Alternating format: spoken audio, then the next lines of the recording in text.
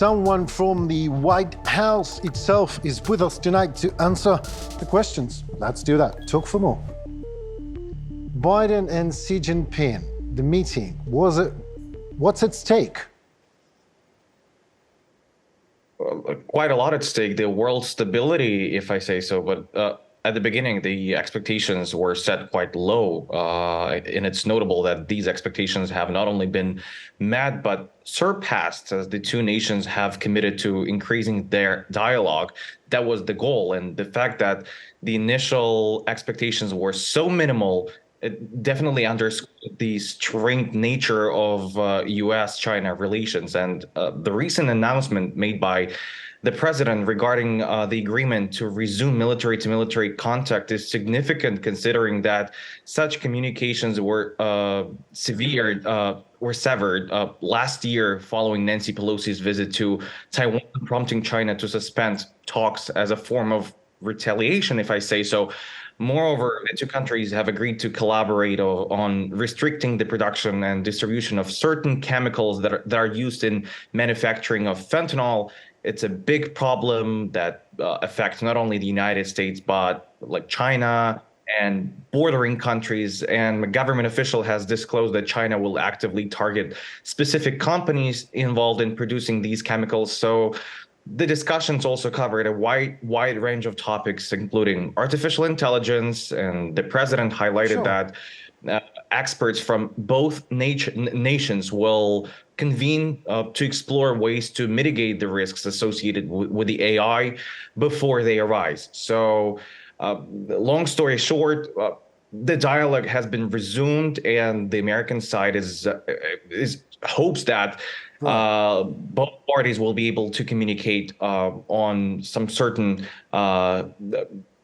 continuing basis.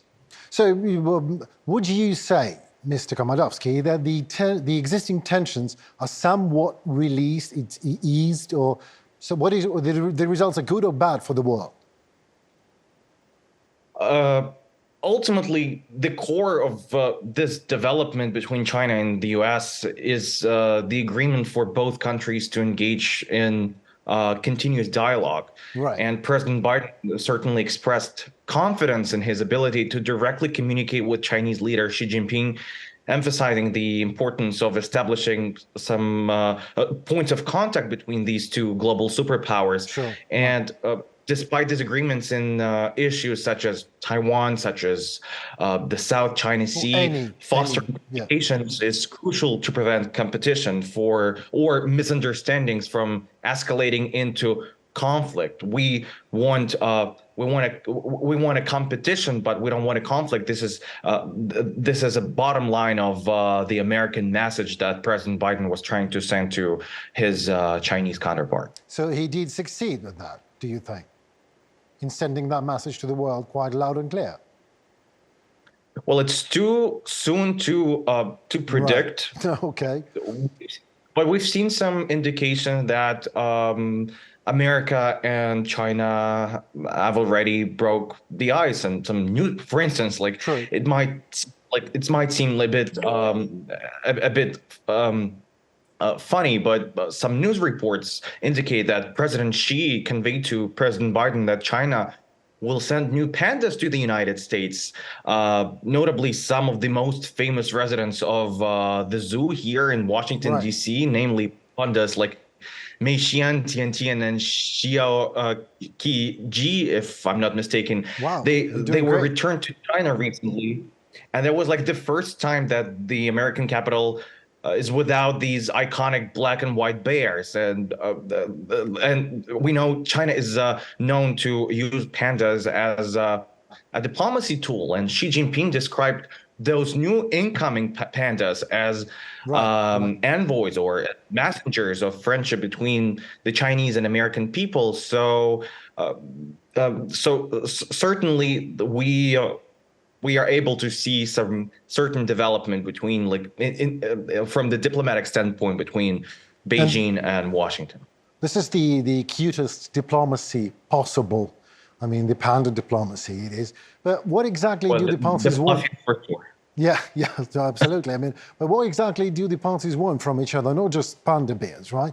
What does the United States want from China and otherwise?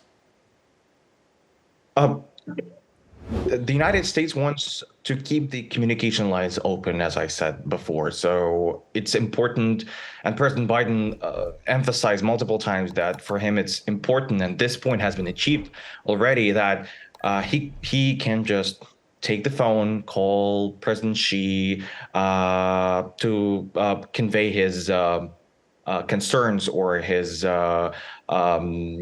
crucial points, and then like he's going to be heard. So before that, like since for 2 years, almost 2 years in a row, those lines of communications were not used at all. And certainly, two superpowers in the world, they have to communicate to avoid those sharp edges. And frankly, the White House was setting the bar and the expectations for this round of negotiations super low.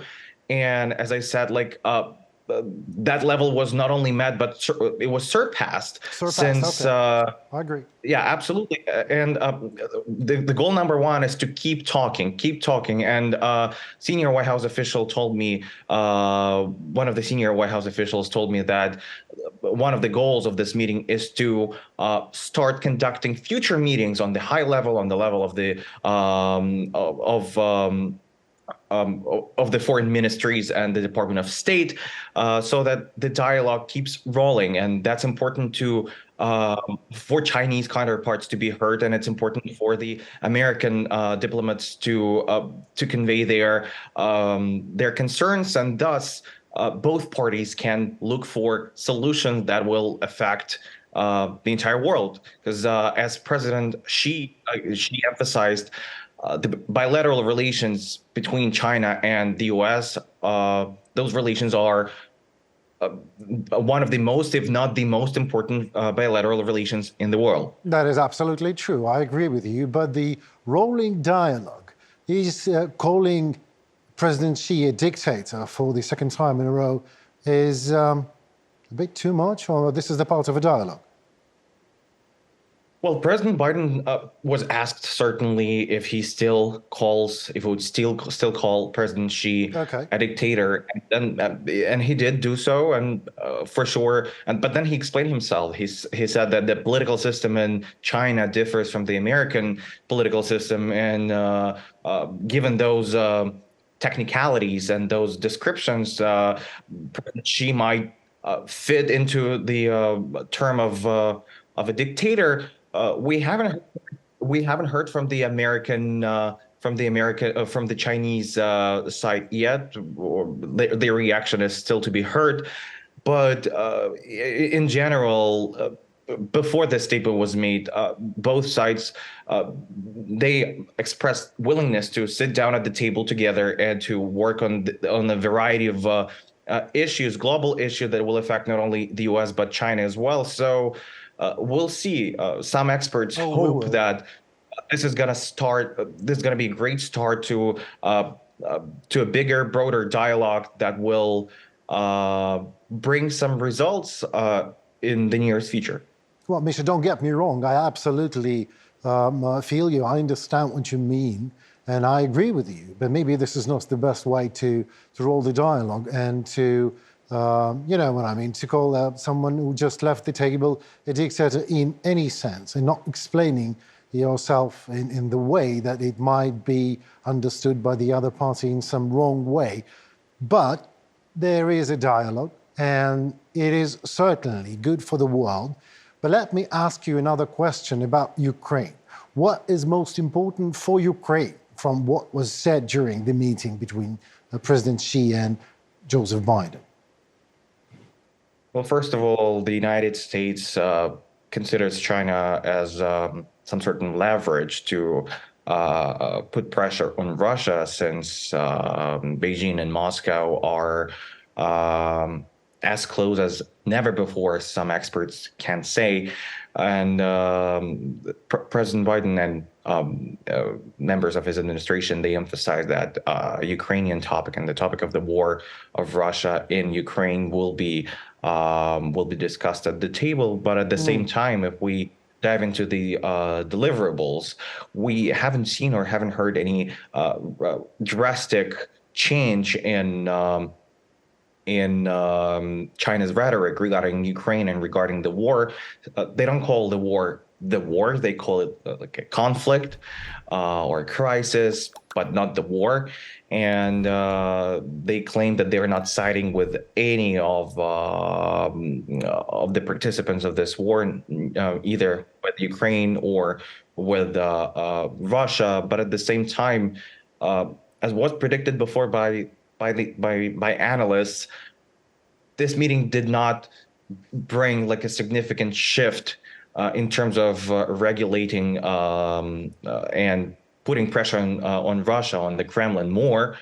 Certainly, lots of things were left behind the closed doors, since like the public portion of this meeting was quite restricted. It was like this. We could see only like, and we could hear only opening remarks made by two presidents, but we have to see in the future what statements will be made by the Chinese, by the Americans, and certainly like recently the State Department emphasized again, reiterated the message that like nothing about Ukraine is discussed without Ukraine. And literally a couple of days ago, the head of the Ukrainian president's office, Andriy Yermak, was visiting Washington, and he had multiple meetings, including the meeting with Secretary Blinken. And I'm sure that those upcoming talks with President Xi and with the Chinese delegation in terms of ending the war in Ukraine were discussed, but once again behind the closed doors. Thank you very much. My handshakes.